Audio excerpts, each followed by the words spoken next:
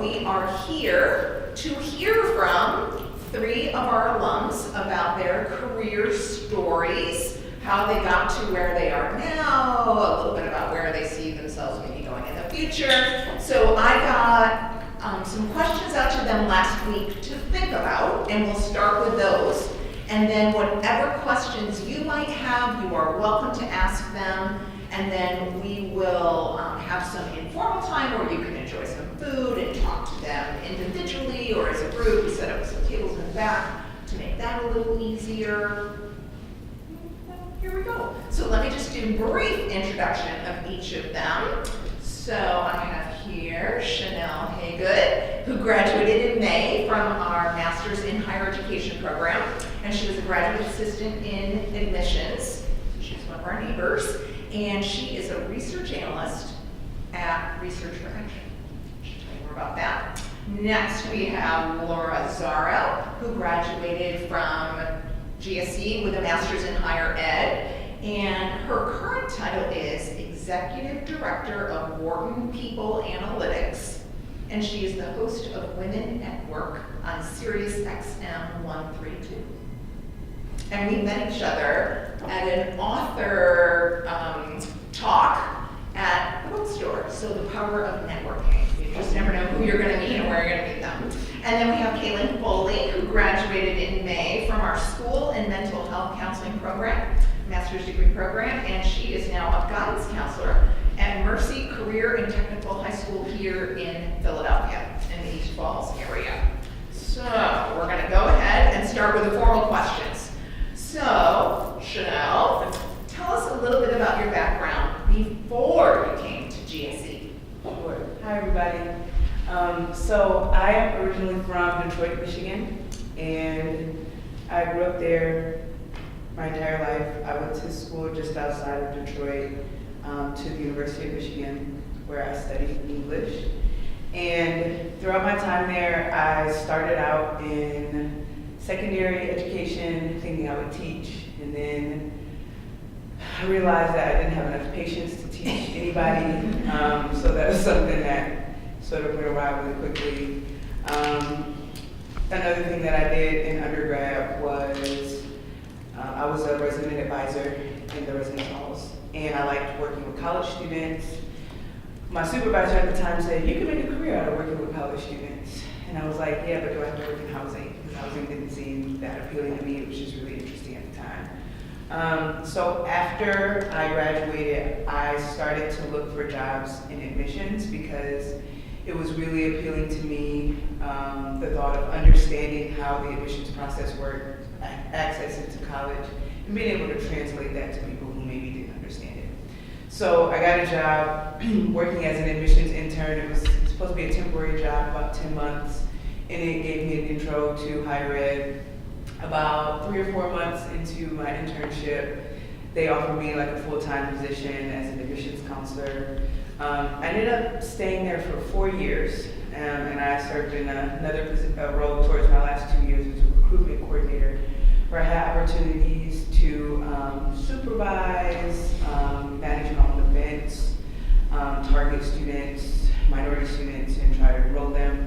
So I started to fall in love with like making a diverse place at an institution there in my practical work.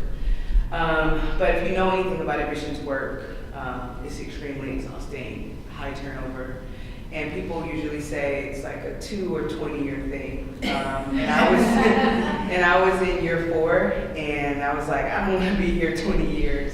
And I had to sort of just reflect a little bit on if I wanted to work in higher ed, how exactly I wanted to do that. And I was becoming very one-focused in admissions. So the way that I wanted to do that was in the classroom. I was older, not older, I mean at that point I was like 20, 25, 26, so not older, but when I was looking at institutions, I didn't want to go to a 2-year program because I had been out of school for a while, and I wanted to go back to work to make money because making money was great. And so I'm also married, so my locations were sort of just targeted on where could me and my husband decide that we wanted to live, one, and then two, can I find programs that are only a year? That narrowed it down to 2 places, literally. So I applied to 2 schools. Obviously, I was offered in the cohort GSC, and it was different. Philadelphia was different than where I was from. Well, it was kind of similar, but a different speed for me. And it was just a new challenge that I thought I wanted to take on. So I did the program last year, and I came in with, am I supposed to share all of this? I'm sorry, I keep going. I didn't. Tell us about your background before GSE. Before GSE. Okay, So maybe we'll stop with that. Yes. Okay. Sorry. That's all right. Yeah. Laura? So I've gone to art school, and while I was in art school, I was at the University of the Arts here in Philadelphia. I grew up in New York. We got angry at some things that the administration was doing, and so we went to say, why don't you consult the students? They said the students have no voice, there was no student government there, so we started student government. And in the process, I became really, it sort of tuned me into how school worked and all these different factors that were shaping the student experience.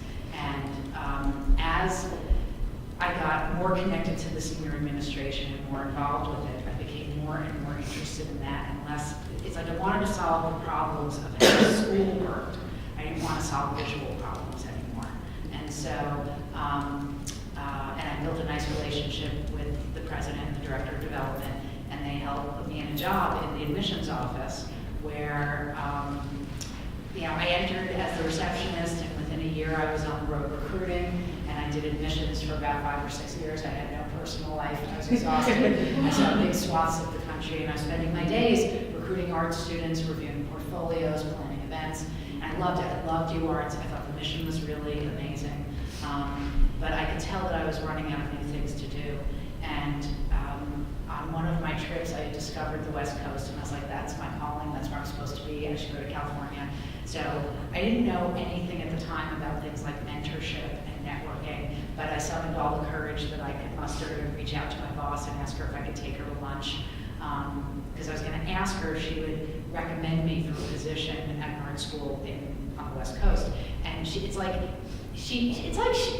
knew more than I did about me. And she kind of like co-opted the conversation. She said, I think it's time for the next thing. Sent me to see a friend of hers who was an educational consultant. And he said, Penn, educational leadership or higher ed, you take your pick, but that's where I think you belong. And I had never seen myself, I come out of art school, and I had never seen myself coming to an Ivy League school, but I was so excited about this idea that I could learn to do the work that I wanted to do. Like I could study the work that I wanted to do. And that, and I was looking at the 2 different programs, and when I saw the higher ed curriculum, each course was an issue I wanted to learn about, and I just knew it was the right thing.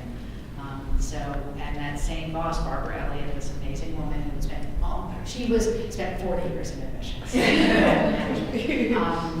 She changed my territory. So while I had been traveling internationally around the country, she gave me New York and Philadelphia so that I could, and gave me kind of the on-campus events, and so I could work full-time and come to school half-time. Nice.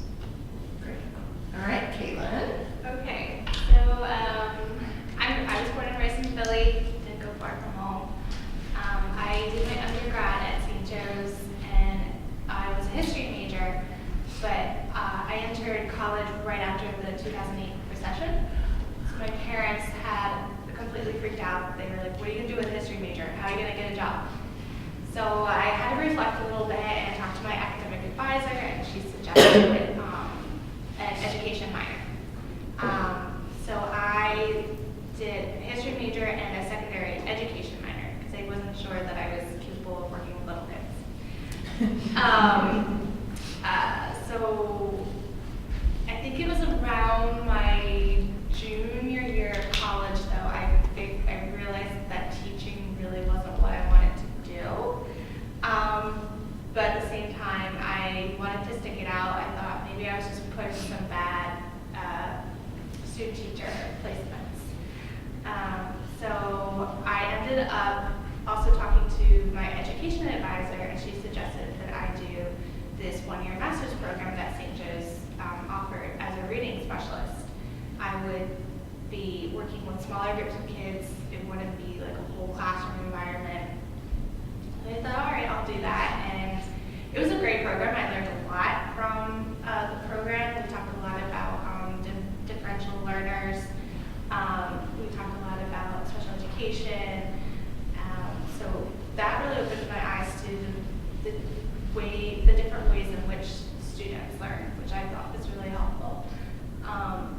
So I ended up, getting my first master's in education, went into teaching, my first job was preschool teacher. So go figure. I wanted to do secondary education, I wound up in a preschool. I really loved it. I loved working with the little kids, loved working with all the teachers at the school. I had a very hard time with the administration. It kind of like took the love of being in school out of me. And I went back to the drawing board and I started, reflecting on things that I really enjoyed when I was in college. And I started thinking, when I was in college, I saw a counselor for various personal concerns, but she was wonderful, and she really inspired me to actually go out there and help other students who were facing similar issues I had. And so that's what led me to start thinking about possibly becoming a counselor. When I was first looking for programs, I was thinking more of working with college students, because that was the only experience I really had with counseling. My high school counselor was more like, okay, we're talking about colleges, and that's it. It wasn't like anything with mental health or personal concerns or anything like that, no academic concerns. And I wanted to do like the whole picture. So I had to be strategic though, because I was already in debt with, first my undergrad and then my first master's degree. So I realized that I couldn't go and get my second master's without still working. So as I was looking for different programs around the Philadelphia area for counseling, I also started looking for jobs at those schools. So in addition to Penn, there was, I think, Immaculata, LaSalle, Villanova, I think, had something. So I just applied to different positions at these colleges and wound up getting a position at Penn in the Development and Alumni Relations Office doing prospect research. So I was a professional stalker.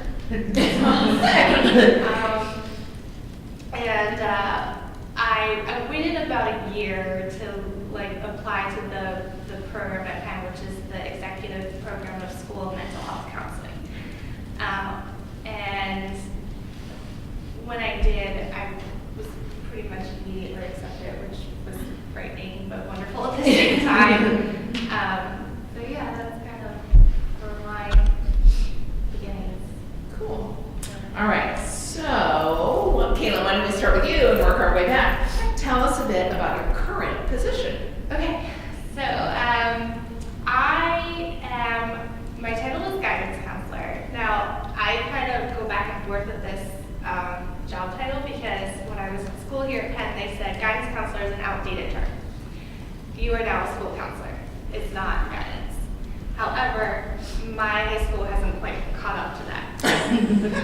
So I am a guidance counselor. However, I do everything a school counselor does. So my high school is Mercy Career and Technical High School. It's very close to East Falls, but it's technically still North Philly area. It's a crazy mishmash area, but it's a vocational high school. So our students, they come in, they're not only just taking the academics that are required by the state, which are English, history, math, science, math, or I'm missing something else. Well, anyway, so in addition to those academics, they also choose a shop. So our school offers business, health occupations, cosmetology, building trades, computer technician, and web design. And culinary. So from those 7 different shops, they choose one to stick with in freshman year, which can be a little difficult because as freshmen, they don't really know what it is they want to However, as a counselor, I always say to the freshmen, this is not something you do for the rest of your life. This is just a way to explore what you like and what you don't like. And in terms of going to college, because a lot of our students do want to go to college, whether it's 2-year or 4-year, I tell them this is something that can help you afford the tuition, something you could do on the side. So basically, my job is a little bit of academic counselor, a little bit of career counselor, and a little bit of mental health counselor. I was telling Amy earlier, I'm really blessed because a lot of my classmates from my cohort here at Penn, they do a lot more administrative tasks as school counselors. They are asked to do like lunch monitoring. They're asked to do substitution for teachers who aren't in school. I'm never asked to do any of that. My responsibilities are to meet with the kids one-on-one in groups. If there's some sort of emergency, I'm to be there. Like, they don't want me distracted by anything else. So I'm really lucky. I really love what I do. Our kids, they come from a lower socioeconomic background. So even though we're a Catholic school, we're technically private, most of our students aren't paying tuition because we have great benefactors who donate all the money for them. So a lot of the students, they are well aware of this. They are aware of the fact that they've been given a gift to come to our school, and they all really want to be here, and they all work really hard. So yeah, that's kind of what I do right now. I'm still brand new to the position, so I'm still learning certain things, but for the most part, it's just being there for the kids whenever they need me. So, great. Laura? So I have, my real job is that I'm the executive director of Wharton People Analytics, which is a new research center in the Wharton School. It's really the kind of the project of love for Adam Grant, Angela Duckworth, Kate Massey, and Matthew Bidwell. And what we jokingly say, because is that it's like analytics is an area that is complicated and it's fascinating and it's potent. Some people say it exists at the intersection of creepy and cool. I think it's an unbelievably potent approach to developing evidence-based ways of helping individuals and organizations thrive. So we treat what we do as an ecosystem, and we're doing research in partnership with enormous organizations and innovative organizations. We're doing that research to answer real questions that they have and real questions that we have, with the idea that what we learn will advance scholarship and be published, but also be put into practice with those organizations. At the same time, we're all educators, so we work to bring everything from our PhD students into our research to creating opportunities for our MBA students to engage in various projects with the organizations, do internships, and also help them understand the power of people analytics, because while people analytics is largely, many see it as it's a brand new field as the domain of HR, human resources, human capital, talent management. We really believe that if people are the most important asset of any organization, then the leaders of those organizations, the CEOs, the board members, and those are the people who the Wharton MBA students are going to grow up to be, need to understand the power of people analytics to reach those organizational goals, and then it really comes back to how do we help individuals and organizations thrive.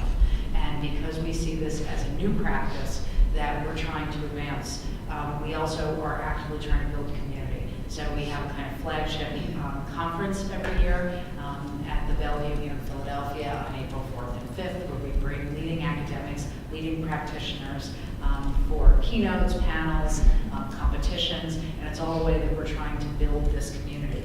We're very much in startup mode, and so one of the things that's exciting for me is that it's pulling together in a way I never, ever could have predicted all of the things that I've done in the past. Like, if I hadn't done all those things, I couldn't be doing this, but I never, ever could have imagined this would have existed. Never mind this little side thing that I do of having a weekly radio show on Sirius XM, which was also totally unexpected and a byproduct of the work that I did prior to Wharton People Analytics and the innovation group at Wharton. Wow, cool. All right, Shanell. All right, after that. So I work at a place called Research for Action. It's an independent education research organization, nonprofit in Center City, Philadelphia. We focus on our projects range from K through 12, policy, and post-secondary research. About a little under half of our projects are based in Philadelphia, education research, and then the other half is just more national, out-of-state research too. We're a small team, we have about 32 people. It's an established research company though that's been established for about a little over 20 years. My role is I'm a qualitative research analyst and I support the post-secondary research projects.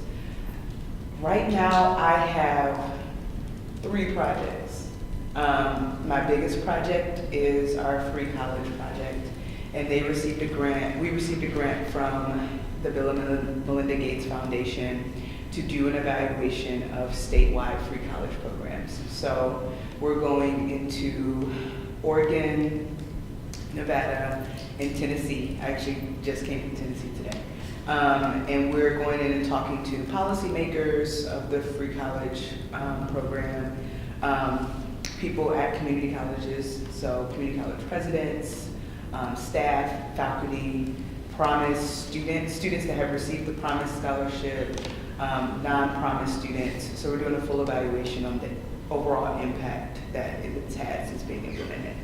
That is a mixed methods multi-year project. So we received the grant earlier this year, and this is sort of the first year, and we're starting to do the site visits now.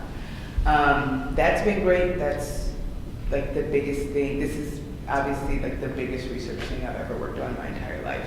And it's really cool. So that's like one of them. And so I do the qualitative part, and we have a quantitative team in-house too that we work with on this project. So that's one. The second project is a project that came to us from Nationwide. They did an in-house evaluation of their diversity and recognized that they have very low numbers of Black people working in the financial services sales roles. And they did sort of a survey of their Black professionals to ask them about their experiences. That was the phase 1. And the phase 2 was hiring us to go out and talk to students, Black students who are majoring in finance in undergrad, and seeing what they're doing after graduation, since they can't seem to attract people to work at their company. So that's a smaller project, probably about half the amount that we received from the Gates Foundation, and a little bit smaller of a team working on that. We're starting the beginning stages of that, and next year we're going to start the site visits and conducting a survey and all that great stuff. So those are the 2 big ones. I contributed. The good thing is, like in-house, we do K-12 projects too, so I had the opportunity to contribute to a project we were doing on early childhood education in Detroit when I first came, which was really personal to me because I'm from Detroit. So you get a lot of great opportunities even across like your focus area. We're always looking for great people to join the team, and we're getting a lot more popular to get more like national projects. So we've been expanding a lot more. So I started in late July. We probably hired 4 other people of like just new positions created since I started too.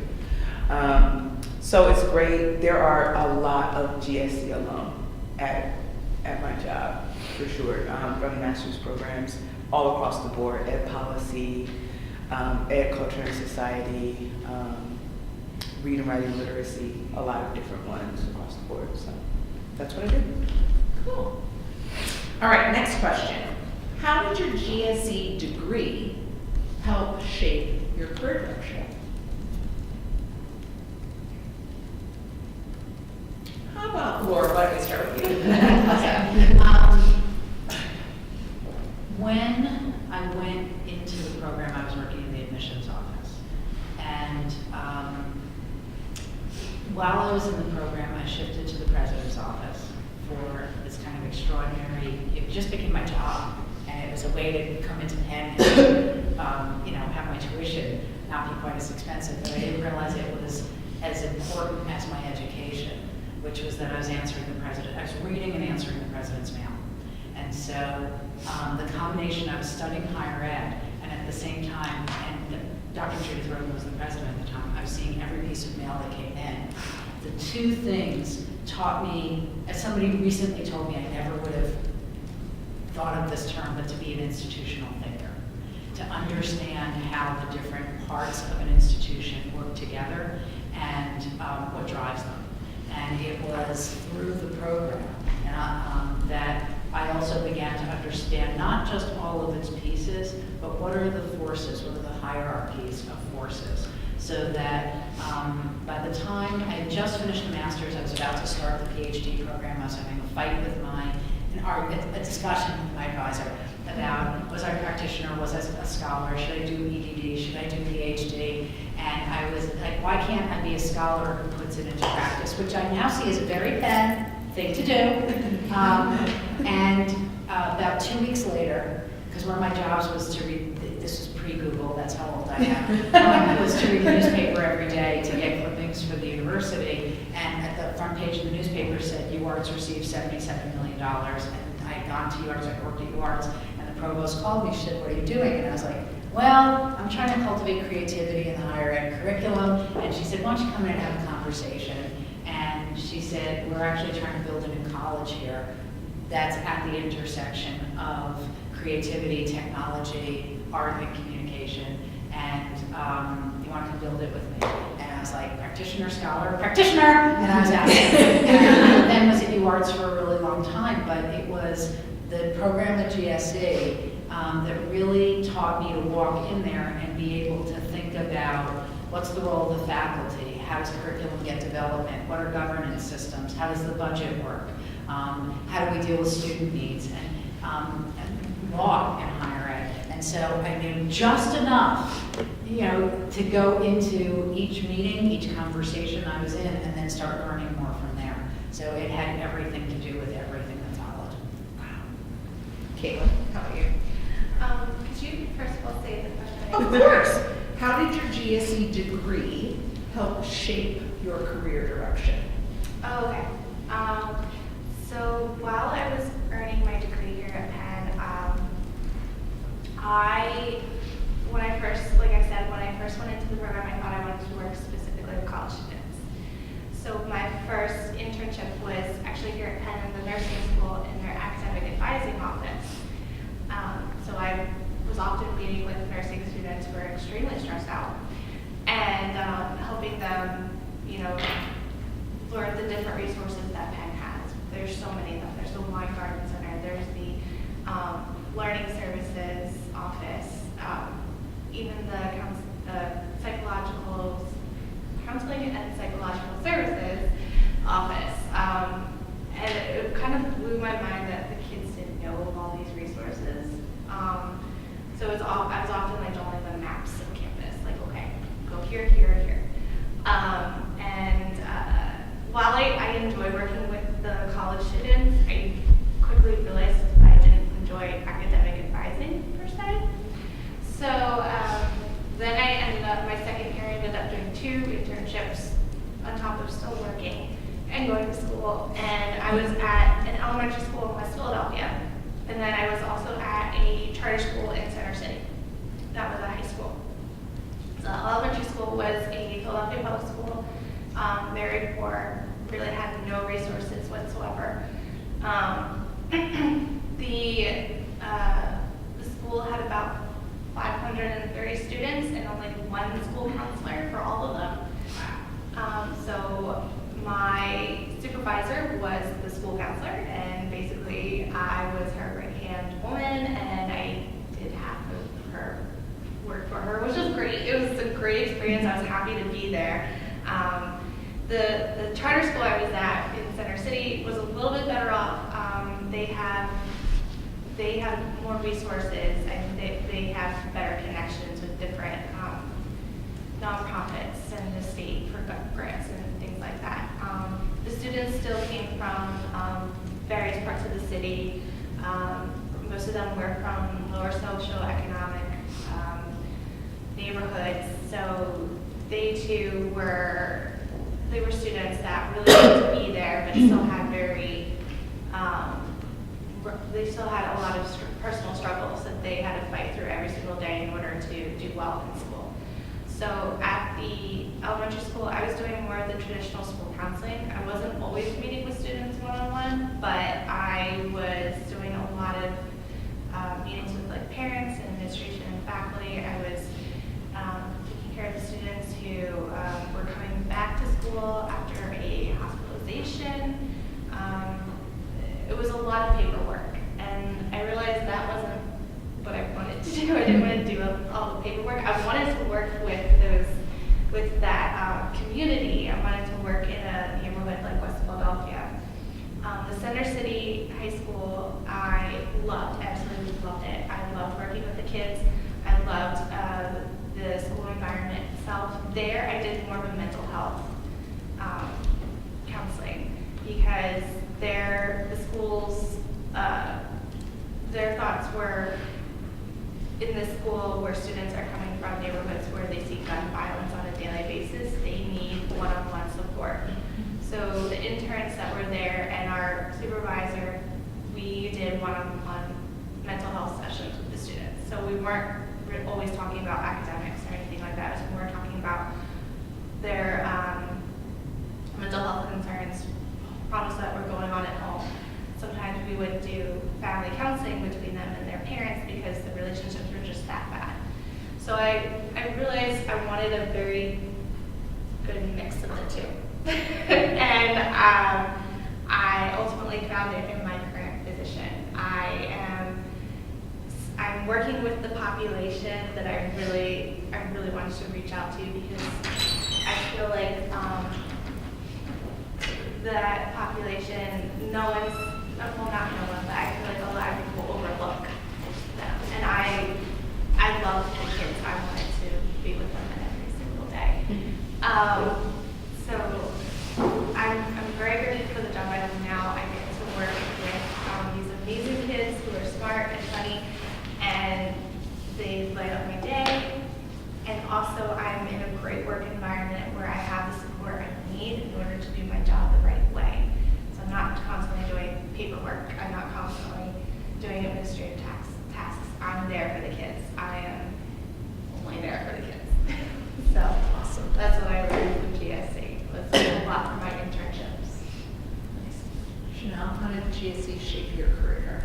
Yeah, I think just for me, important to point out that a big reason why I wanted to go back to school in the first place after working was to figure out how I can help like change institutions. And universities like change slowly, and it's only certain people that they listen to. And research is a big part of changing an institution. And I learned that at GSC, and I learned the importance of faculty members at GSC, at higher education institutions.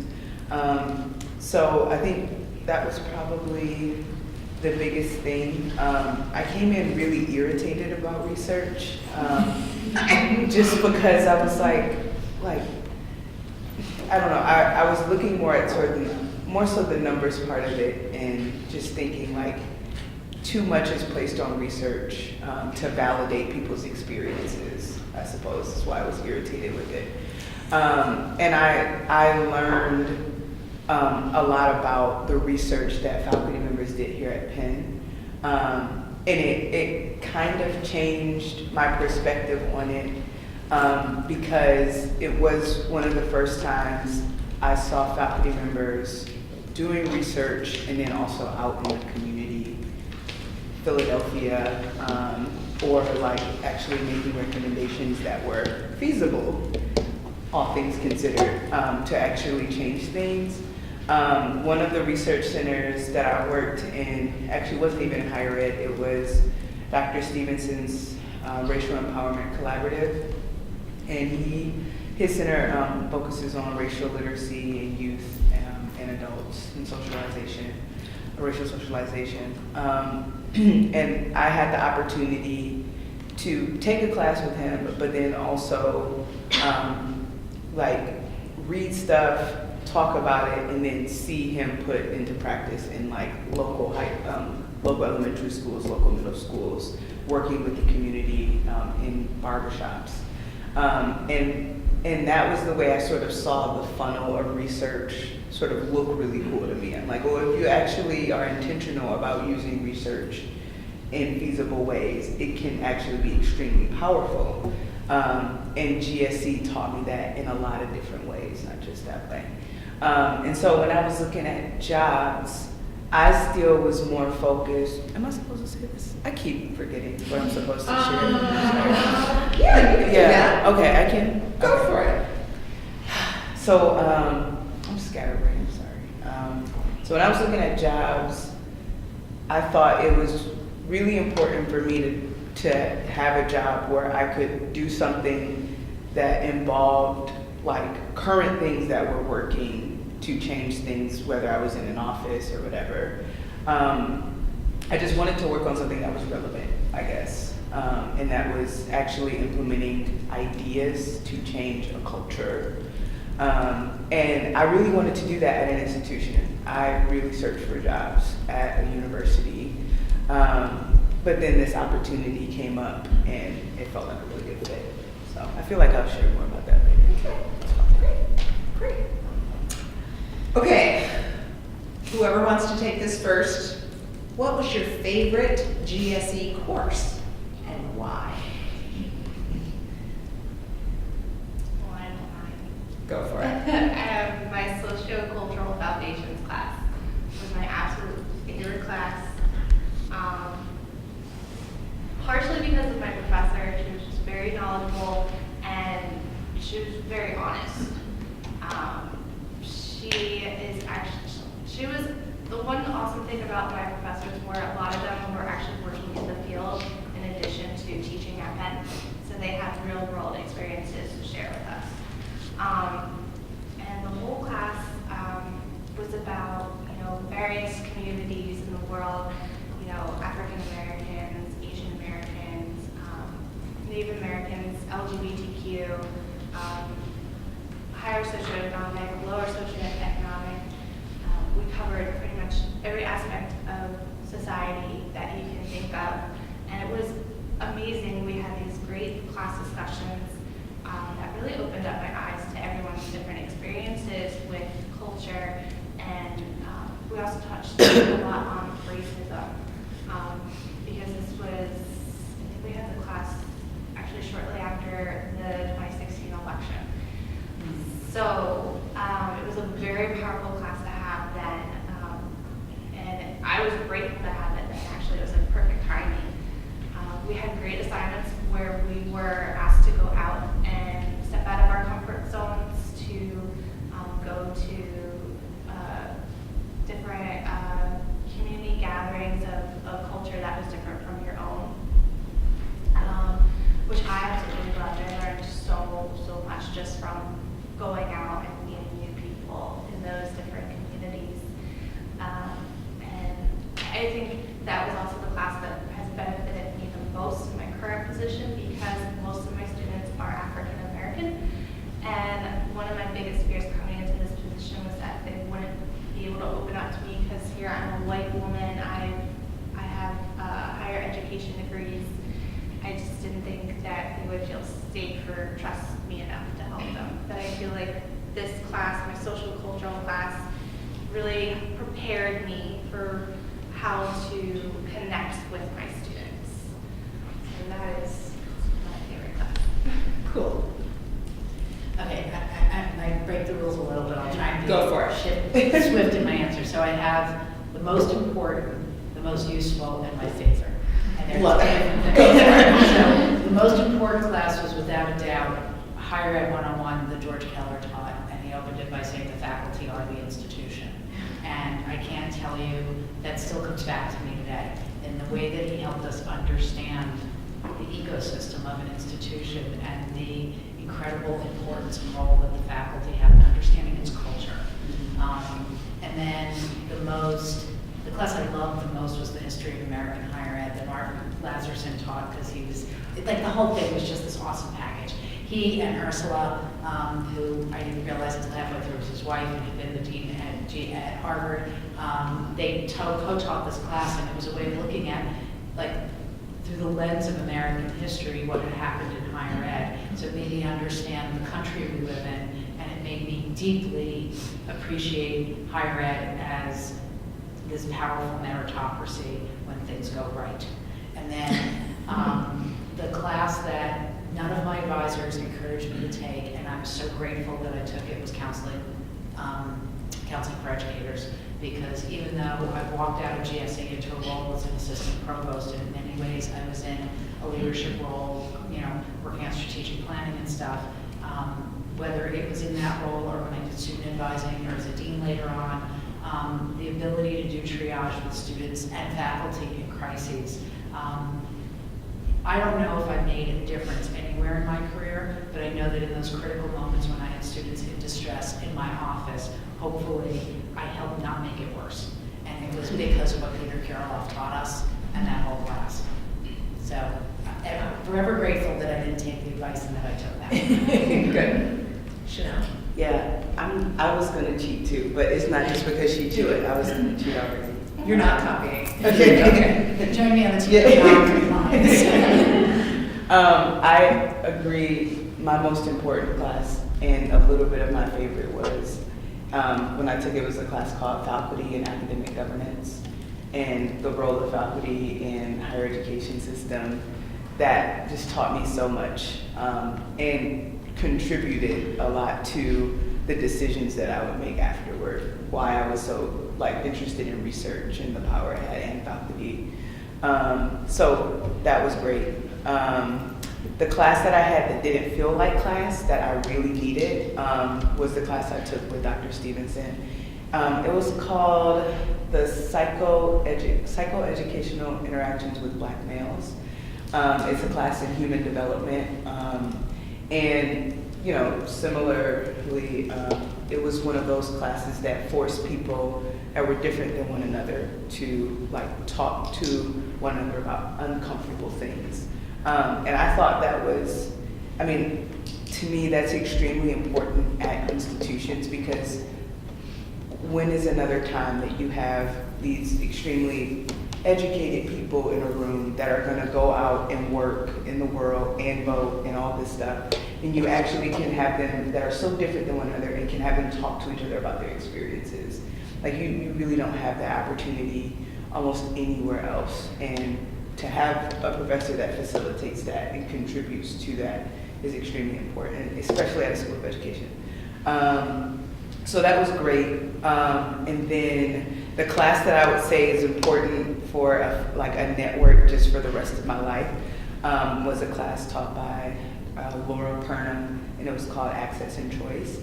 And I say for a network because, identifying that Laura Perna is known almost everywhere. You can say her name in higher ed and people know who she is. So to take a class with her and to do well and be able to have her as a reference or have her as somebody write me a letter of recommendation in a genuine way, not saying in a way of I'm just here so that I can get a recommendation later. But she gave me a reference for the job that I have now. And because she ended up going to school she did the same PhD program as the person that's over my entire job, the executive director. So, and she was able to reach out to Laura, and Laura was able to lend on that experience of having me as a student and being able to speak to me. And so what I'm saying, if you have a faculty member that's teaching a class that has networking connections, just taking a class with them can lead to something that you may not even know down the line. Great. All right, I'm gonna skip over one and go to, what is something you wish you had done while you were a GSE student? Can I go then? Of course. Group dynamics.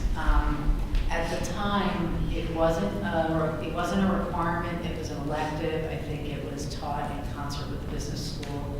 I both didn't get it and I was afraid of it.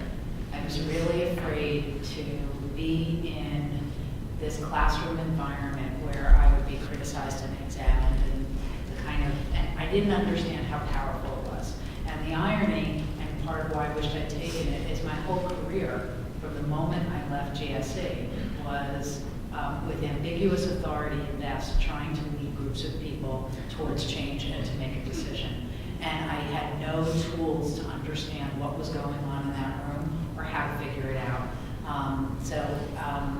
It made challenges that much more challenging, and I think I could have been far better equipped to deal with the fact that, especially I think in higher ed, so much of our careers is spent in conference rooms and meetings, and that it was a really missed opportunity. So something you wish you had done as a student. Could be a class, it could be an activity, it could be slept more, whatever. I don't know. My program was very rigid. There was no room for electives. I'm not sure, and I was working full time, so I couldn't really do extracurricular activities or anything like that. I think one thing I do wish I did more was I wish I read everything. But unfortunately it was kind of impossible to do. But I do have all my textbooks, so if I ever need to refer to anything, I kind of have the whole bookshelf, bookcase, I should say. So, Okay. just reading more. No. I don't know. I kept trying to think and I don't know. I wish, there was a class that I wish I maybe had taken. It was finance, higher education. I wish I would have taken that. That class is, from what I hear, and like I was reading a little bit of the book, is dope. And it covers a lot of like different policy stuff that I had to go back and read anyway because my job is covering a lot of it. So probably that. And then maybe I would have picked a different, no, never mind. No, I'm gonna say that. Okay. Yeah. Okay. Great. So how about, I want to make sure we have time for questions for you guys and time for food and chatting with these guys. How about any questions that you all have? Iman? So, as a full-time employee and part-time student myself, what are some suggestions, advice, tips that you have to kind of balance that, to get the most out of the experience, while still having all these other obligations?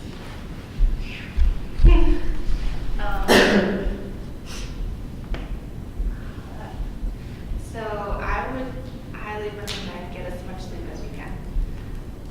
To do what? To get as much sleep as you can.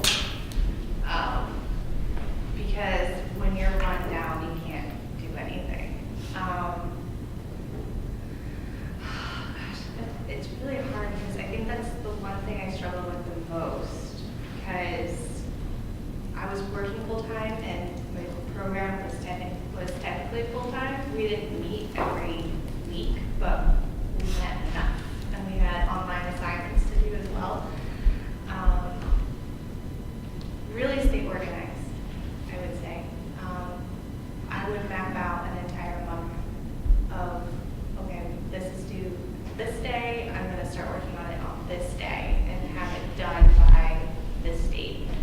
And yeah, it was a lot of time management, a lot of trying to figure out what your priorities are. And then also remembering to do things for yourself. So getting more sleep, going out with your friends. You know, maybe there were some things you did have to say no to. It's hard, it's a lot of balancing. But I have to say that when I was applying for jobs, that was one thing everyone was very impressed with, was that I was able to work and go to school at the same time. They thought that was a big plus, because that showed you were very organized and that you were a hard worker and determined. I will say there is a positive Yes.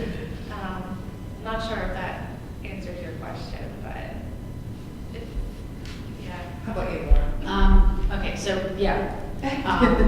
But in more specifically, I think kind of the 2 or 3 big takeaways was, I really simplified my life. Anything, and I have a hard time doing that now, but still, I boiled it down to what were the most essential things, and that's what got my attention. I boiled it down a little too far. There were some friendships that took a hit because I wasn't present enough. I did fall in love, so that got some attention. But it was really about being, it was easier for me to do then than it is now. I have a 16-year-old. Things are different, but I didn't have a child. My boyfriend was just starting to move in with me, but life was organized around work and school, and that was that. So that helped keep it focused. The other thing that was super important to what followed, and I didn't know to do it on purpose, was that every job, with the exception of one that I've had, I'm 52, so I've had a few at this point, came from people I knew. And so in fact, my working in the president's office was because I had connected with a friend in the higher ed program who was the office manager. And then getting the job that I took out of school was as the assistant provost at Wharton, and it happened because I really run into the provost at a jazz concert that my boyfriend was playing in. So I think the other thing is really focus, but put yourself out there to build your network so that your job search is not just sending resumes into the void, so that people know that you're out there, you're learning about people in the community, and hopefully, I was lucky that I could network at a jazz concert that I was going to because it was important to my boyfriend, so I could check 3 boxes there, even though I just went because that's where mine was. But give yourself a few escape valves, get out into the world a little bit, and keep the rest of your life as simple as possible. Sleep, eat, exercise. Remember that you don't have to be a superhero in everything, but if you can design your life around the things that are most important, in the rest of your life, it's a short period of time. I think it helps you be successful in both arenas.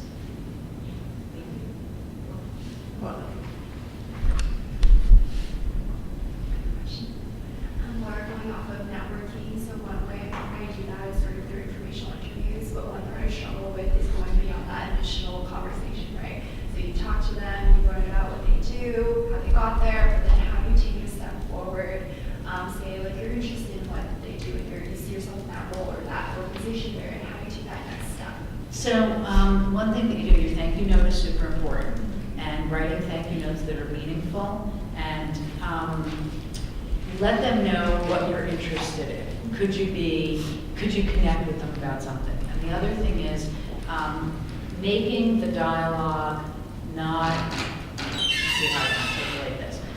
When you go for these informational interviews, at the very least, say thank you, then follow up on LinkedIn, see if there's a point where you're doing something where your LinkedIn messaging may ping them.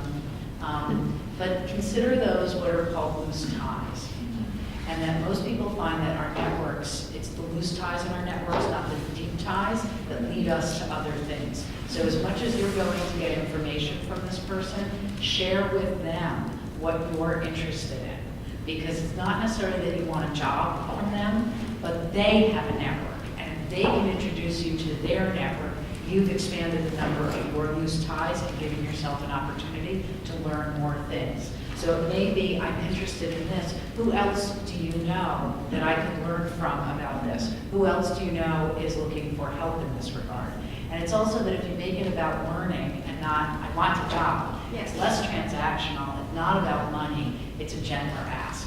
But that way, hopefully each one of those leads you to another one, which exposes you to more people and more ideas. You said loose ties, and what was the other one? Loose ties as opposed to deep ties. Deep. I didn't know Because it was if you deeper, think but- about it, it's the people that we're closest to are engaging with us in more meaningful ways, and they're less likely to be, we have only a few of those, Right, we have lots of loose ties and they're out there in the world, and you never know when one says, like my friend Melanie did, send me your resume, send it to me now, and that's how I left being a dean at an art school in Connecticut, wound up here at Wharton. And it's just, we never know where these things are gonna come up, so that's part of it, and also LinkedIn, thank you notes, very professional communication, and make it easy so that if they do wind up with something, they know how to find you in the future. How about maybe one more? Laura, you kind of mentioned with group dynamics, like not taking the class can give you the tools to deal with ambiguity and kind of stressful situations with other people and your interactions with them. And also you can answer that. How do you deal when you find yourself in situations where there's a lot of ambiguity or there's a lot of conflict in the workplace? And how do you manage those situations? So let's talk about them in two different ways. So there's when it's interpersonal conflict and ambiguity about how to navigate that situation versus having ambiguous authority that's part of the role. So for example, as the assistant or associate provost, I didn't really have authority over anybody, although I often represented the provost or was a conduit to the provost. So I was sent out there to go get things done, but nobody reports to me, so you have to convince them. And part of it comes from if what you're trying to do is actually convince them that your idea is great and that they should get on board, it's actually much easier, and it also eases the interpersonal conflict. If you start by saying, where are you? What are you thinking about? What are the challenges you have? What's going on in your world? And I didn't understand that at the time, that it's not the hard sell, but it's actually the deep listening. And that in both cases, whether it's your ambiguous authority or whether it's the interpersonal conflict, the sooner that you can get to a place where other people feel like you're hearing them, you see them, you're there to be a partner, to advocate for them, to help be a bridge to solving a problem, it can ease some of that conflict. Granted, there are other conflicts that I still like, I can use a little therapy to process, but for the most part, when I look back at those early stages and what I didn't learn from group dynamics and what I see modeled from the people that I'm lucky enough to be around now who have a lot of training in this area, there's a generosity of spirit and an openness that they bring, even when they're going into negotiations or disciplinary actions, is they don't say, do you know what you did wrong? They say, tell me why this happened. And learning to listen and bring out from other people, I think, disarms them and also removes your own biases from the situation so that you can start to hear what's really going on.